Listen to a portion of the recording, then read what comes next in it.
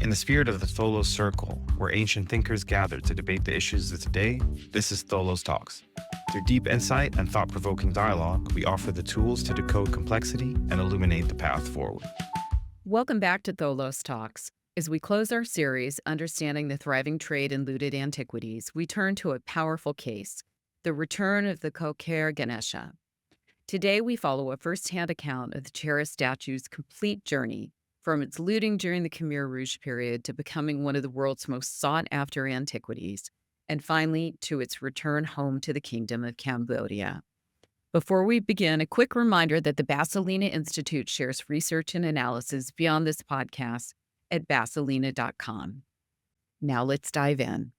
To take us through this case, we're joined by Brad Gordon, the attorney who represented the Cambodian government in one of the most notable cultural repatriation cases in recent history, the return of the Koh Ker Ganesha.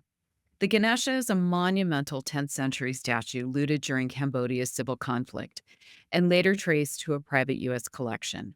Brad's insights cover how looted heritage travels from remote archaeological sites through trafficking networks and auction houses into some of the world's most respected museums and private collections, and how governments can build the tools and partnerships needed to bring their heritage home.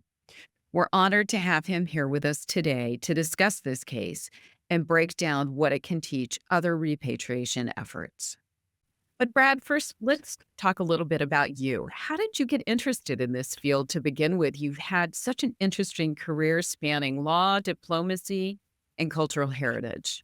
Thank you, Deborah. I got very involved back in 2012 when I reached out to Tess Davis from Antiquities Coalition. I saw an op-ed that she had written for CNN, and I wrote her and said, look, I live in Cambodia. I had come here in 2007. I set up a legal practice, and I was so intrigued by, this issue that was facing Cambodia. It was very clear to me once I came to Cambodia. I had been educated about the British Museum and the issues with the Parthenon. And when I came to Cambodia as a journalist, and I was astonished at what I saw in terms of what was missing. And when I read about Tessa's work, I reached out to her, and then she helped with an introduction to the Department of Justice. And I was hired for a short-term contract to help with a specific case and to track down the smuggling route of antiquities leaving Cambodia. So that was 2012. Fast forward to 2018, I was officially appointed by the Minister of Culture and Fine Arts of Cambodia to be the lawyer working on repatriations, and have been working in that position ever since. And what has surprised you the most as you've really now had a chance to dig into this issue, so to speak, about all the looting that's taken place in Cambodia? In the beginning, because I was brought in to the Cambodian seat in terms of researching and understanding what happened just about one statue.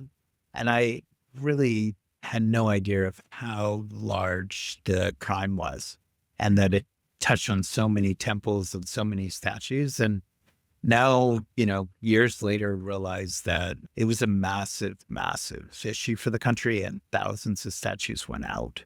So the beautiful part of this, where we are now, is that we've done so much research that whenever we start to focus in on one temple, especially one of the major temples, very quickly we can start putting together different information we have about dealers and collectors and smugglers and so on. But in the beginning, it was really difficult because we didn't know the landscape, and we didn't have contact with the looters in the beginning. That took some time to find them, or the former looters. So, we are still in touch with many of them, and we're still collecting testimonies. So we continue to build up our knowledge, but we find now that when we meet somebody involved, very quickly, we recognize many of the names they're talking about. Well, that's just fascinating, and I hope we can discuss that a little bit more. But let's just focus first on Koh Ker, the site. And for those who may not be familiar with it, can you explain a little bit about the significance of the site and why the Ganesha statue had such cultural and spiritual importance? So Koh Ker itself is an ancient royal capital of Cambodia. It's part of the Angkorian Empire. And it was a capital only for two kings, a father and son, Jayavarman IV and his son Harshavarman II. We have to go all the way back to around 920 AD when the royal capital was moved out to Koh Ker, and maybe the 940s it was moved back to Angkor. So it's about a 2-hour drive from Angkor Wat. It's considered remote, but as we learn more and more about all the temple sites around it, we realize it's not so remote after all because of what's in that area. It was a major move for the kings of Angkor to move the capital out there.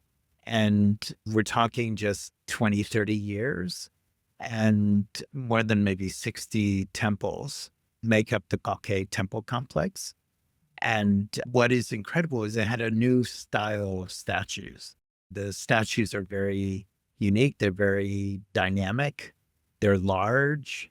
They have certain details that make it very easy maybe to recognize that it's a Koh Ker statue. The Ganesha in particular is one of, I believe, 4 massive statues from Koh Ker. And so it's extremely important. It had its own temple for it. In that temple, my understanding is there's just one statue. There was the Ganesha. And that temple, the name is Prasapak.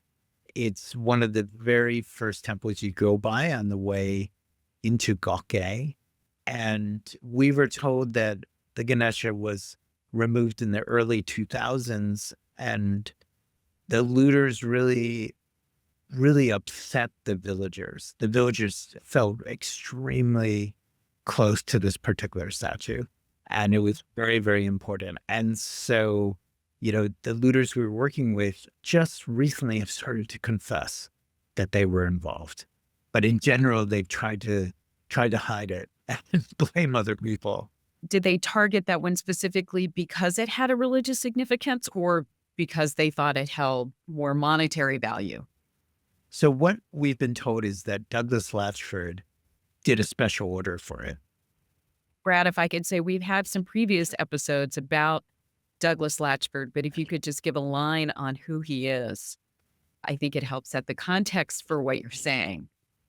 Sure. So from what we've heard from the looters, it was specially ordered by one of the most notorious dealers of stolen Cambodian antiquities. His name is Douglas Latchford. He passed away a couple of years ago. He was indicted by U.S. authorities. He never went to jail. He should have, but he didn't. And we have found in our research that he's one of the central figures in the looted Cambodia. So what we heard from the looters was, around 2002, 2003, they were told to go get that statue and to ship it over to Bangkok. So what we have found out since then is that it was part of quite a large collection of Cambodian statues that was sold to a well-known person from the tech area, and Jim Clark, who has taken many companies public in the United States. He's best known for Netscape, but he also brought a whole bunch of other companies to the market. And he spent $35 million with Latchford buying a large collection of statues, mostly Cambodian. And the Ganesha was part of that collection. Now, in the emails that we have access to from Douglas Latchford, we understand that there, was offered as part of the sale. When I spoke to Jim Clark by phone after the return, Jim said to me that this statue had come in as part of the collection, and his interior designer had told him it didn't fit the decor. So it ended up sitting in the original crate that Douglas sent it to him in for, more than 2 decades in storage. So he said, Brad, I never even saw it. That's amazing. And he voluntarily returned it. Isn't that correct? Yes. What has been a huge help to us, to our efforts, has been the U.S. government. We started sharing information with the prosecutors in New York from SDNY. And this is back probably around 2020 or so. And they had already started looking into Jim Clark. They were already aware of his collection. But we were going through each piece in the collection and we said, hey, we have some information on the Ganesha. We shared it with them. Together with Homeland Security, they approached Jim Clark. And Jim said to me, the Homeland Security agent, JP Labatt, came to his house. I believe Jessica Feinstein was also part of that meeting. And Mhm. he said that as soon as he said within 5 minutes of the conversation, Jim knew that the right thing to do was to just give this all back to Cambodia. He didn't want to be sitting on stolen antiquities like this.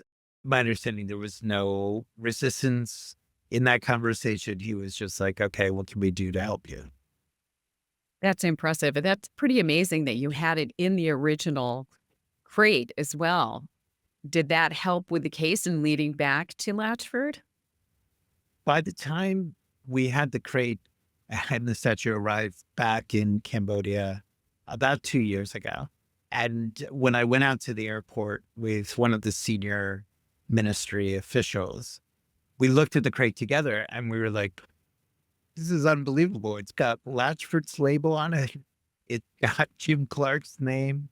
So when I spoke to Jim and he said, oh, I never even took it out of the crate, it made sense. Because I was like, wow, this is the original crate from Douglas's shipper. It's not been repacked. And so we have kept that crate. I'm hoping that someday we would do a special exhibition just on the Ganesha and can show that crate to people when they come through so they can see the labels and understand how it all ties together. Well, and it's really interesting that this is already the 2000s and Douglas Latchford had been looting since what, the 60s and 70s? So he clearly felt very comfortable having his name on these items even. I mean, that's very bold that he's so closely attached that he'd have his name on the shipping crate of the looted antiquities. Yes, I think that in the early 2000s, Douglas was at the height of his game. He was a master con man. Imagine for a couple months of work, maybe being given a check for 35 billion or selling objects that he probably paid, I don't know, at most tens of thousands of dollars for. So his profit margin was massive. And I think he was extremely arrogant at that time, in the sense of he didn't think anything could take him down. He was actually he published Adoration and Glory, one of 3 books he wrote in 2003, I believe.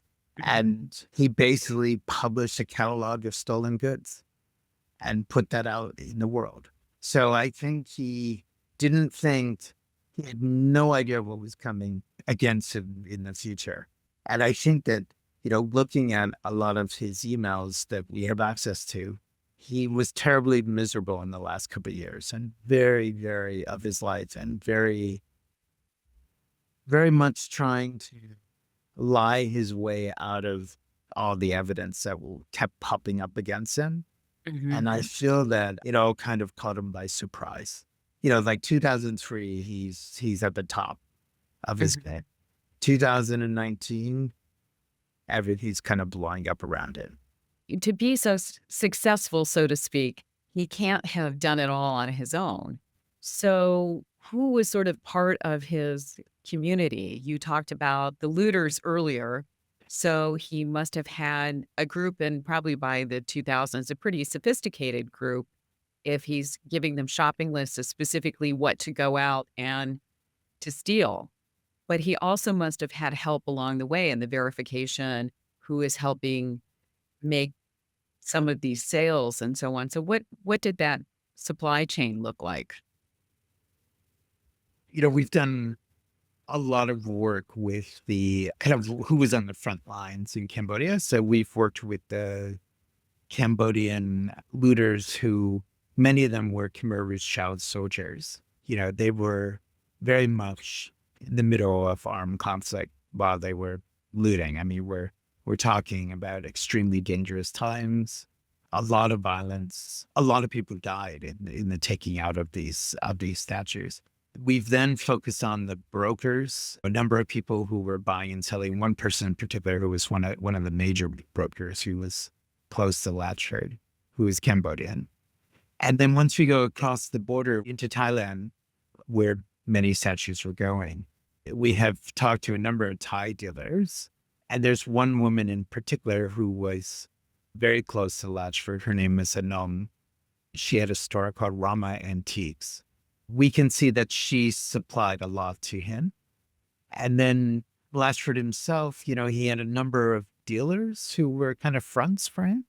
So, I would say roughly a dozen dealers around the world who were fronting for him or, offering things on consignment.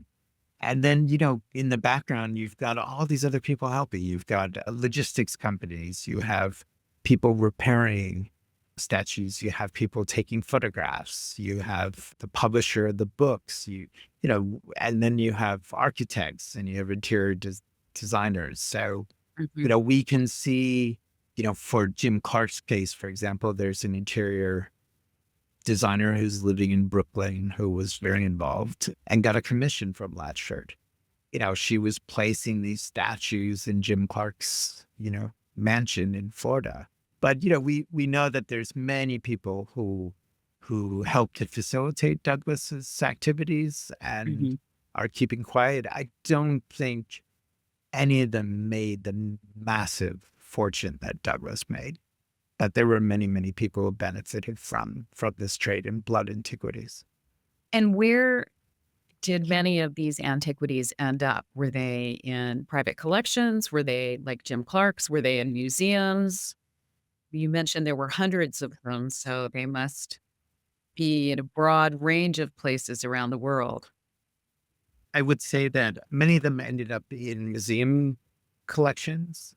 And those museum collections, if we look very closely, sometimes we can start to detect many of the private collectors involved because, maybe private collectors are giving one by holding back 10 for their private collections, donating one to a museum. Many of these statues ended up with high net worth individuals in the States and in Europe. Douglas was using other dealers front for him. And then he also was using a very well-known auction house gallery called Spink in London. And Spink basically was washing these antiquities and selling them to museums and private collectors. So, it's pretty, by the time the 80s roll around, 90s, we're talking quite an extensive collection of people who ended up buying these statues and enriching someone like Douglas. And have you seen a change in the attitude since you've been working on this, on collecting, particularly as there's growing awareness that many of these Southeast Asian antiquities were supporting unrest back in their home country where they were being stolen from, and changing awareness of bloody antiquities and collecting them?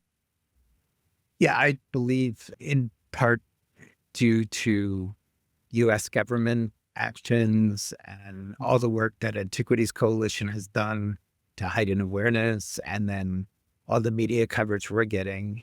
I would say that there's been a sea change. And today, we have a number of private collectors that we're in negotiations with to return antiquities. And, many of them are saying to me their children are not interested. One of them said to me, look, you're going to get everything back in the next 30 years. Yeah, it's an embarrassment now. So I think the other thing that has happened is the prices dropped dramatically. I think we have not entirely killed the demand, but I think that we've damaged the market hugely. And that's many, many people involved on the repatriation side. It's not just one person. It's a massive number of people working on this. But I think the result is incredible. If, who wants to buy a statue for $1 million if Homeland Security is going to show up and knock on your door? Right? Exactly. Like it really, if you have to think psychologically, how do you change this whole game that the collectors and dealers and auction houses and so on are playing is just make it so incredibly unattractive to have one because you Exactly. just don't want to get that knot. Right. And several of the museums have learned the hard way when they've paid several $1,000,000 and then had to voluntarily repatriate their purchase. You raise a really good point about the growing awareness and the concern. And it used to be, I think, that there was such a slim chance of being caught that the occasional repatriation was just part of the cost of doing business. But now that it's become much more frequent and there's growing awareness, and we've seen statistics that it's been at the highest levels ever in the last few years, that there really is growing awareness of concerns of buying conflict or blood antiquities. So it's clear one of the smart things that Cambodia did was hiring you and having somebody who could work with them on the legal case. They've really been some of the leaders that we've seen in the world as a government. I think would probably place Egypt as one of the others that have put a real focus on bringing their treasures home and coming up with a concerted campaign.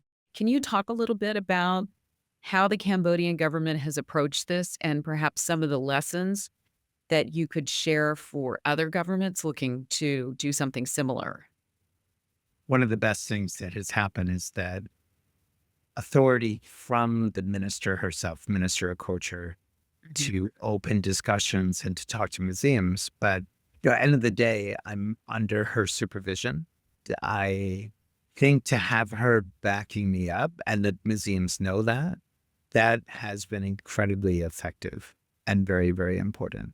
And she has, Minister Pung Sakana has been amazing in her interest in this topic, and that she has kept up to date with all the developments. And she can hold her own. She can discuss this. She can give her views. She's very articulate on this issue.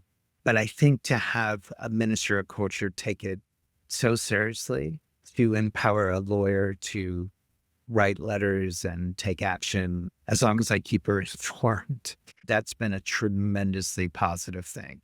So I know that many other countries, if they do engage lawyers, that's going to be very important to have the full support of the minister of culture. And it's got to be support even above that. At this point, we are fortunate to have the prime minister himself take an interest and to fully support what we're doing.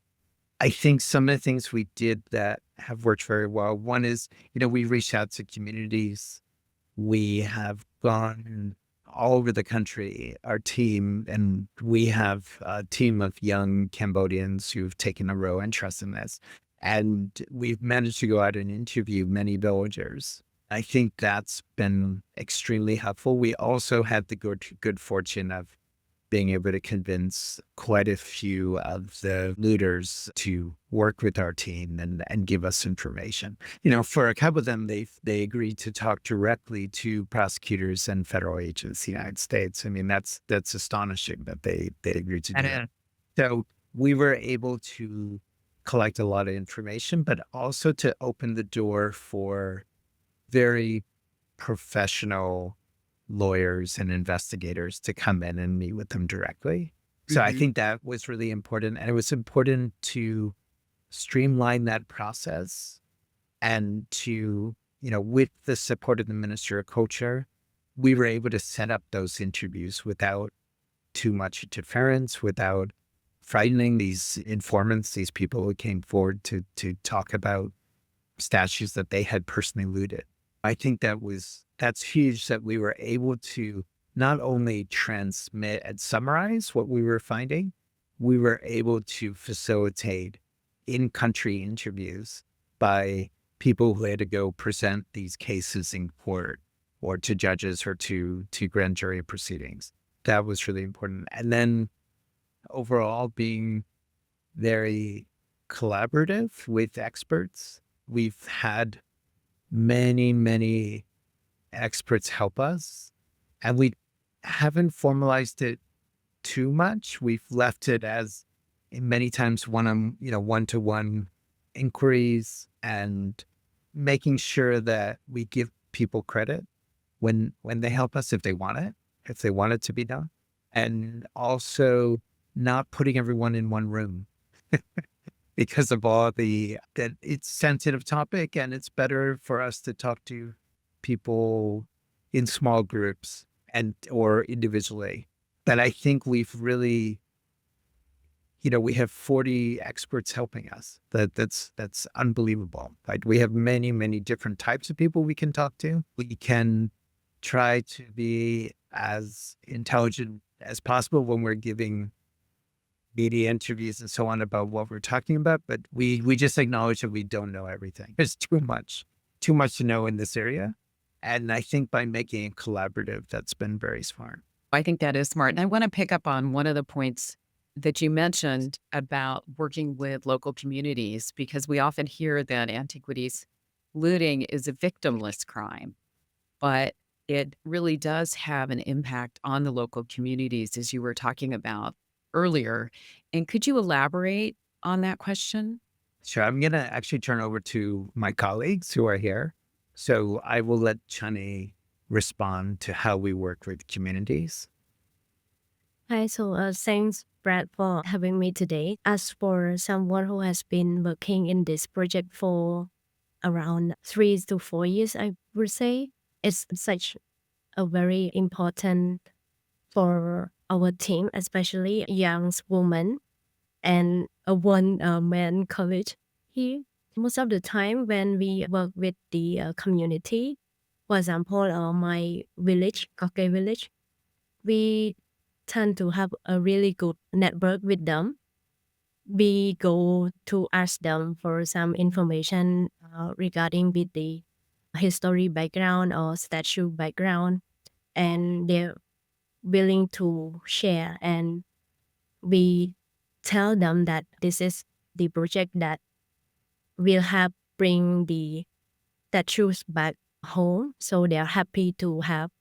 And most of the time, they provide such a helpful information, some storytelling, some sufficient evidence with the specific object that we are finding. As like someone who grew up in Koh Ker village, they know me so well, and whenever we have a group of people of my teamwork get into the village, they're so welcome.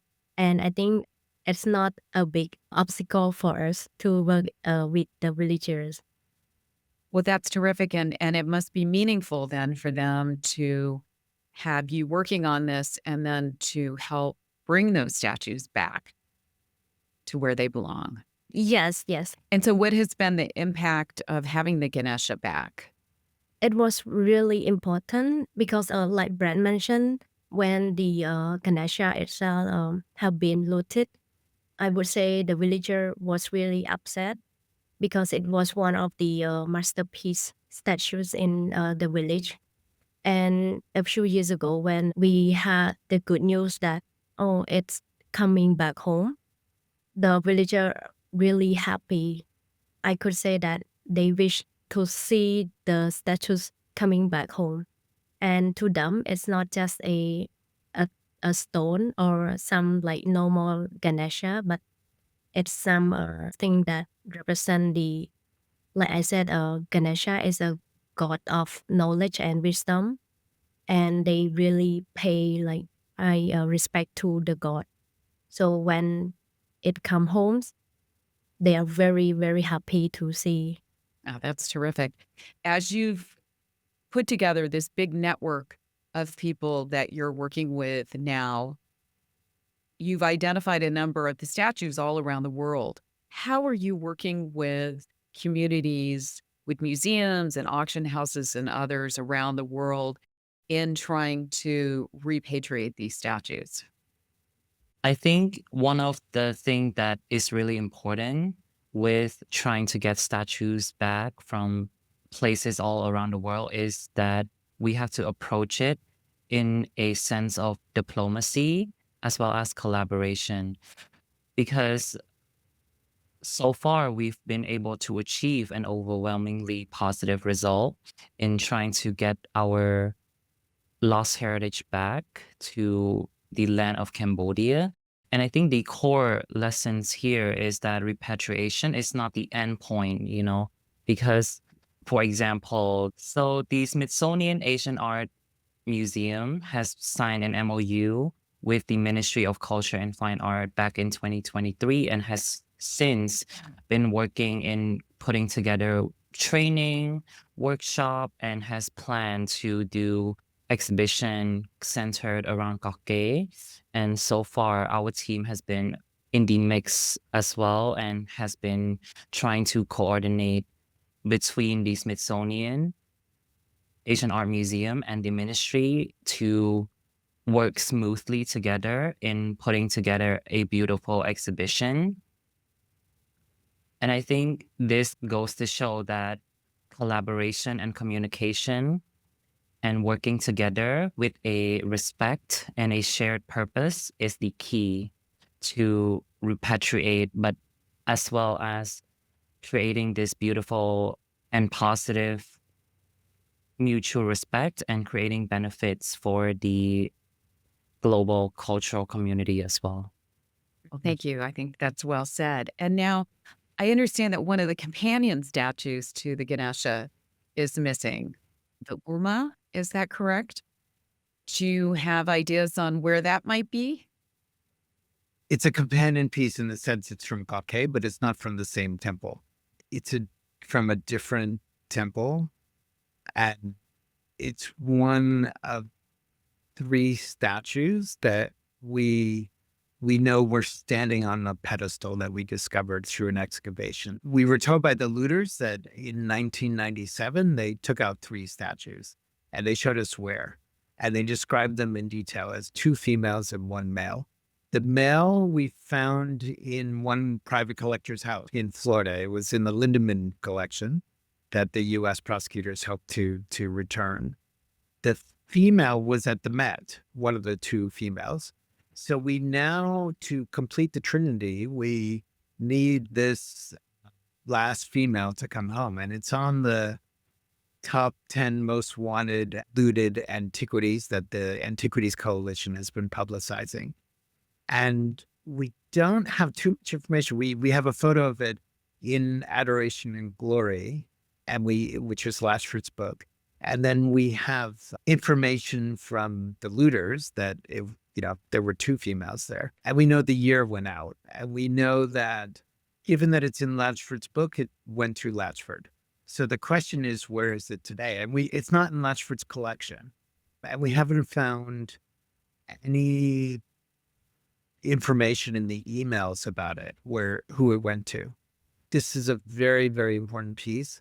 I have promised the minister personally that we would bring it home. And so it would be incredible because we have the pedestal, and I think we have parts of the leg. And we have the foot from the female, and we had parts of the bottom part of maybe the pedestal parts of the male. If we can find it, I think we can match it to the base, and we can be sure of exactly where it came from. And it's probably, the fact that it's from a temple that's inside the main complex of Koh Ker. And I would say one of the, if you were to talk about real estate, it's one of the most important real estate sites in the temple. It's extremely important location. It's right before a chamber that contained the dancing Shiva, which is a massive statue that is slowly being put back together. And so it's off on the right-hand side, and it's made us think a lot about, is that King Jayavarman IV and 2 of his queens, possibly? We're not sure. I mean, it fits into certain Hindu iconography. Usually these statues are also in the images of the kings and queens. We like to believe that we're looking for one of the queens of King Jayavarman IV. And we hope somebody listening to this podcast will say, hey, I know where that is, and help us bring it home. Yeah, exactly. Well, Brad, I know that at times this can be a dark and depressing field to be in. But as you look ahead, what gives you inspiration? So much of it is the team. I mean, if you've heard from Chani and Chai, we have, more than 10 Cambodians working on this. And I was recently in the Long Beach community in California, and I was struck by how every single Cambodian American I met loved me. There was not one person I met who said, "Why are you doing this?" This is very positive. In Cambodia, we get enormous support from everyone we talk to. So, it keeps us going. We know this work is important. We know that it makes an impact on the people of Cambodia. And I think the world is intrigued and following our work. I think it's a beautiful story, and so much negative news out there. It's good that we have some positive news to bring, and we have successes all the time.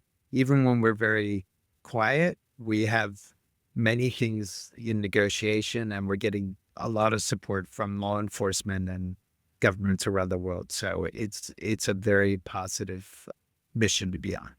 Well, Cambodia really is a model in what can be done and how to bring some of those looted antiquities from a dark period in Cambodia's history back and be an inspiration to many in the work that you're doing. So congratulations on the good work. It's really been a pleasure having all of you with us today on the Tholos Talks. Many thanks for joining us.